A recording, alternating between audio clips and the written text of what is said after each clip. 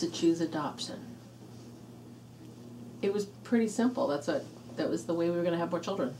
Well, we had our first daughter, we had biologically. Homegrown. Old-fashioned. And that didn't work a second time, so we tried for adoption. It was on my 40th birthday, I sat down and did the application to adopt. I was in a relationship. The relationship ended mainly because my partner at the time didn't want to have a family. And we split up, and I decided that I would move ahead with creating a family on my own. And I realized that, chances were good. I would not meet somebody else. I wasn't going to wait any longer. And so I put in the application and started the process.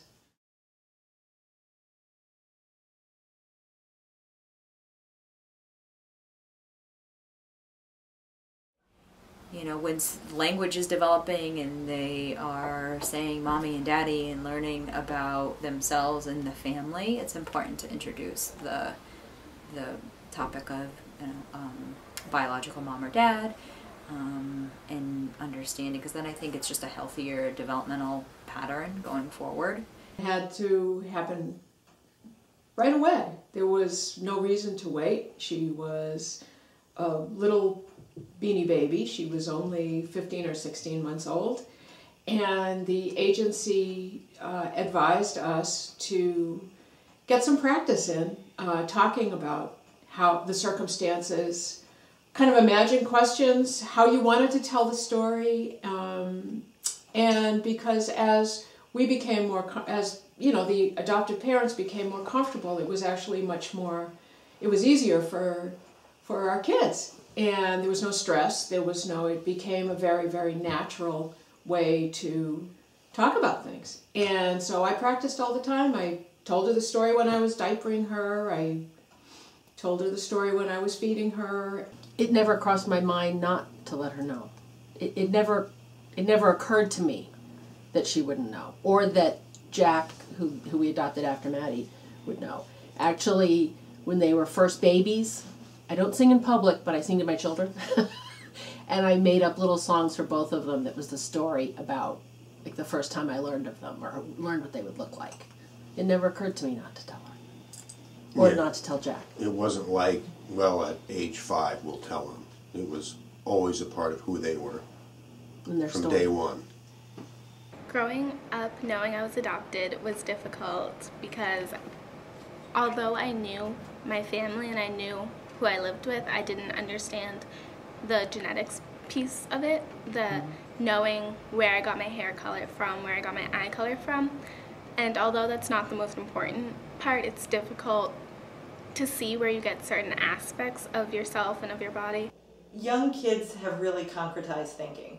That is a ball. That's my Aunt Lily. That is Susan, who works down the street. They only recognize very abstract ways, but they don't have a lot of empathy, and they don't have any understanding of beyond themselves of what they immediately need. So to hear the story that I didn't come from mommy's tummy, or there was no mommy, I just showed up, is really hard. The impact on the family is huge, right? So the roles, the dynamics change inevitably because the child or adolescent's learning that is not the true biological parent, and it's the unknown, right? Who is my real biological parent? So there's a shift of guardianship but roles may not change. So there's a lot of information to sort out. For many years, I refused to call my parents mom and dad. I would call them Joe and Vic. That's their names. And I couldn't see myself as their child. I could only see myself as living in a foster family or living part-time. I was renting out of their house. I didn't feel like it was complete family. So to describe the impact of what a child experiences when they learn they're adopted is pretty significant, and it depends on how they find out. I was 16 when they told me I was adopted.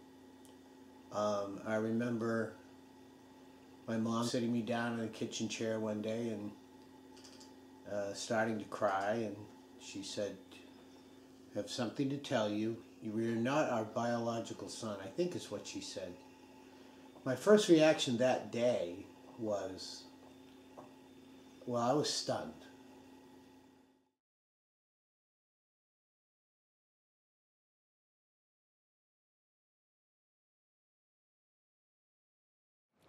Another issue that I grew up with, and that a lot of kids that are adopted grow up with, is identity issues, because you don't know exactly who gave birth to you and you can't see exactly how you're related to your family. Why would they feel a loss of identity? It goes back to, this was my truth, this is what I know, and now you're saying as I'm growing up, I have to start over? And it's not so much as starting over, it's adding to the information they've already established. So it's us helping them bridge that this is just additional. This is more. This is not taking away anything you've already built upon yourself. It's extra. And our job is to help them kind of figure out how it enhances their identity instead of take away. An adopted child may feel a loss of identity if they begin to question and start understanding more complex family dynamics and situations where they are not with their natural birth mother or father, and that's atypical, right? Because most families, there's majority of families are from the birth mother and father. So when they enter school, I think that loss of identity, because you're compared to, you looked at to other peers, and that's the natural birth mom and dad, and the loss of identity, I think, kind of starts there in school and may continue depending on the family, but persists through adolescence too, because they are unsure and uncertain why they weren't kept necessarily, or why they're not remaining with the natural birth family. But they feel kind of they had no control over it, so it's kind of a loss of control too, like loss of identity and loss of control over the family situation, that they weren't able to choose what happened, and I think that's really, really hard for a child.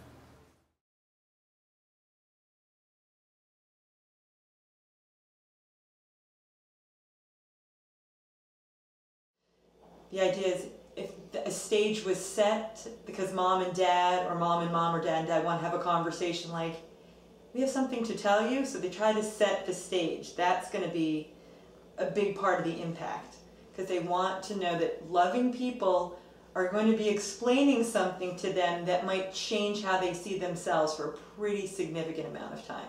As time went on, it started to eat away at me. It started to really, really bother me.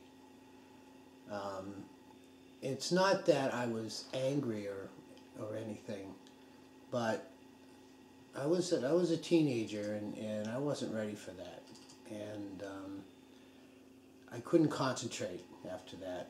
I was National Honor Society. I was a straight A student.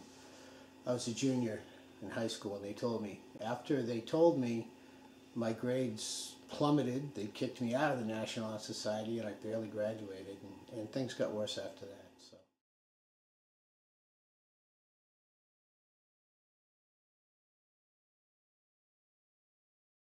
And especially in middle school, when you start doing projects on learning about DNA, and you get your eyes from your mom, you start learning about those things, it's hard because you don't know exactly where you get all of your self from. Adoption has a huge impact on self-esteem. Self-esteem is formed by so many things, but the definition of adopt is that you came from somewhere else and now you belong here. And if they weren't part of that recipe, it's trying to figure out, was I given away? Was I taken away? Can I go back? No matter what I do here, if I make a mistake, are you going to give me away too? So it's a whole idea of, self-esteem is the reinforcement that even as I'm growing and learning, you'll hold on to me, and I'm good enough, and I'm worth enough, and self-esteem starts building on what information we're getting from the people that love us. So as long as that's reinforced, our self-esteem should still have a very strong chance of continuing on a successful path. But other things can impact our self-esteem, from weight issues, just color of skin. Imagine if your truth changed a little bit. So it really depends on the foundation that adoptive parents have built with this child that's already in existence for this new information to really be a determining factor on the fragility of self-esteem. I think initially it's quite damaging at times to the child that they, again, weren't wanted or weren't chosen to remain with the biological family, and why that was. That they're not normal, they're not like their typical peers. That can really hurt his self-esteem. Why the mom or dad didn't necessarily want them or need them anymore. So I think finding out why. Was it a medical reason? You know, that can start building up the self-esteem. Was it a death? Was it there something significant that they were forced to be adopted? A war, a really, large move across the country, you know, something geographically that changed that they needed to be adopted and have a new home. So kind of, again, going back to honesty about the situation can help the self-esteem. But I think initially when those questions are being swirling around in the adopted child's head, I think it's quite damaging to the self-esteem, because without the proper discussion about it, the child is left really feeling unwanted and not worthy and very atypical or abnormal from their peers. The burning question, of course, was, what happened, and why did she give me up? Questions later became, things like, I wonder who I look like, or I wonder if I got this trait, this talent, from my mother or from my birth father. And, these are questions that we can't answer. And I don't know if we ever will be able to answer them.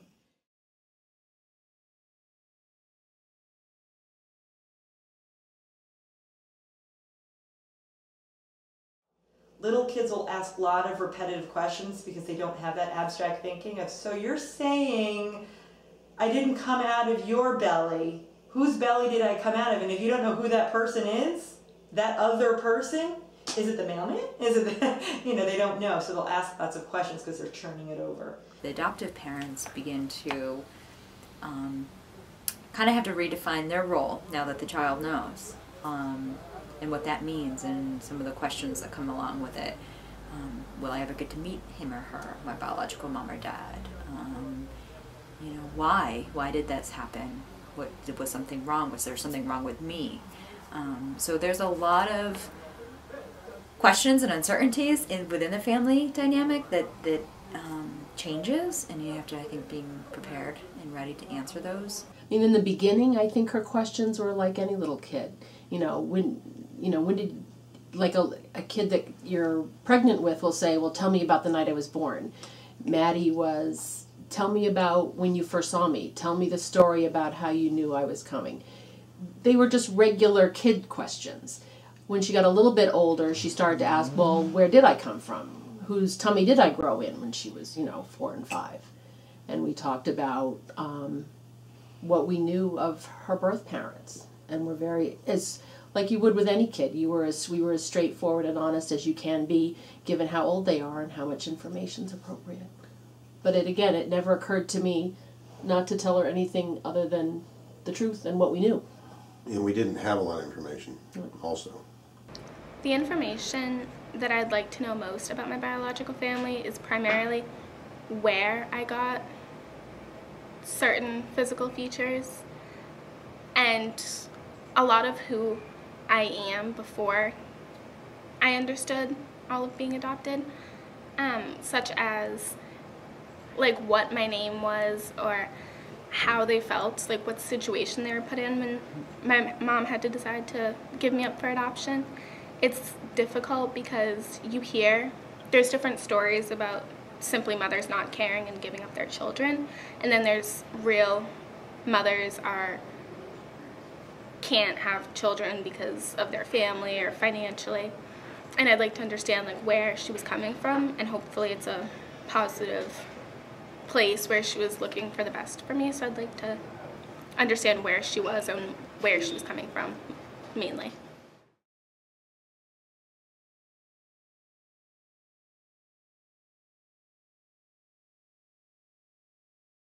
I decided to start looking for my mother when you guys were born, after you guys were born. And, you know, your mother said, well, you know, we have no family history on your side of the family. We don't know anything about your history from a health perspective, and that's not good. We need to know something about your side of the family. So you need to find someone on your side of the family. So I said, okay, and, you know, one Saturday I was in work and just started Googling the couple of clues that I had about who my biological mother might be, and I found an email that she had sent, and I sent her an email, and the rest is history, I guess. I started a search for her family online, and initially I did it because I was so worried that over time it would become harder and harder to track them down. But as it turns out, the opposite is actually true, because as the internet search engines and websites and, you know, the worldwide use of it increased exponentially, so did the amount of information that is possible to find. I don't know if I have found the right people at times. I've reached out in many, many different ways. That search is going to be ongoing. I mean, it's pretty amazing that I can look at a phone book in the town that she came from. Her birth name is a very common name, so it would be quite a search to try to track people down. And there are all kinds of organizations at this point that are very committed to helping kids look into their history that are from in-country over there, which is really wonderful. I started to become interested in learning about my biological family relatively recently, within the last 2 or 3 years. So when I was about 15, I started wondering what my biological family was doing and where they were and what was going on in their life that I didn't know about. When I was 6 weeks old, I was adopted, and there was a letter crumpled up when I was adopted, and I recently found it within the last year, and it had said my mother's age, her name, and who she believes my father was. So I do have an idea of a piece of my family. I recently sent out a letter to her in hopes to see if she would respond or if she would be interested in contacting me, and I haven't received any news yet, but it usually takes about a year for a mother to respond. I'm very, very glad to have met her. There is some closure in my life that wouldn't have been there otherwise. How much better it is, I can't say. It's hard to say without actually knowing, you know, what my life would have been like had I not met my mother and my siblings. But I think maybe the biggest impact it had is that, you know, I have a sense that I belong to a family. And ever since I found out I was adopted, I didn't have that sense. I felt completely alone. I felt like a lone soldier, a lone ranger, a lone entity out there. And other people had families and stuff, and I didn't care, because I didn't have one, and I didn't care. And so maybe the biggest impact of having met her is, I guess I look at my own children a little differently, because they're not just some people that happen to live in my house that I have to take care of. You know, I understand the notion of family and blood ties a lot more than I think I would have. I hope my relationship with my biological family is a positive one. Mainly my mom. I would like to be able to talk to her and have some sort of relationship with her.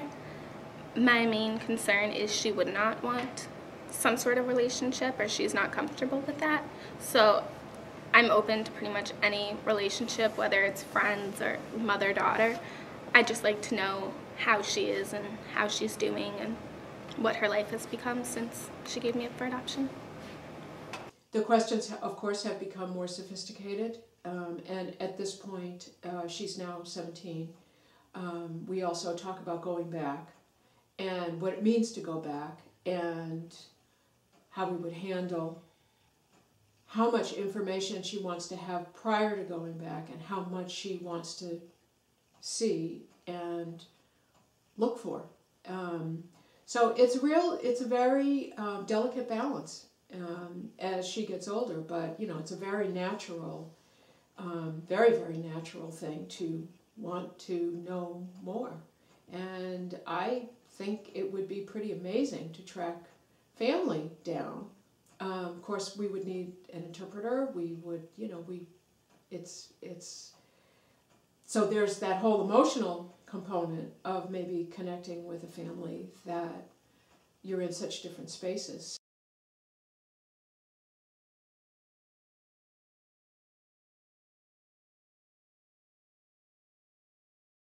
The most important thing is they need to know that they still belong within this family. They have a place here. They were chosen, they were asked, they are privileged to be within this family. Like everyone, this is your place. They have to understand that you can be a full-fledged, complete member of a family without being a biological member of the family. I think probably what really hurt me was that I didn't understand how that could be. And nobody really explained it to me. They didn't, I thought I was part of the family, and now, well, I'm not part of the family. And nobody was able to make me understand that just because you're not born into it doesn't mean you're not a complete equal member of the clan.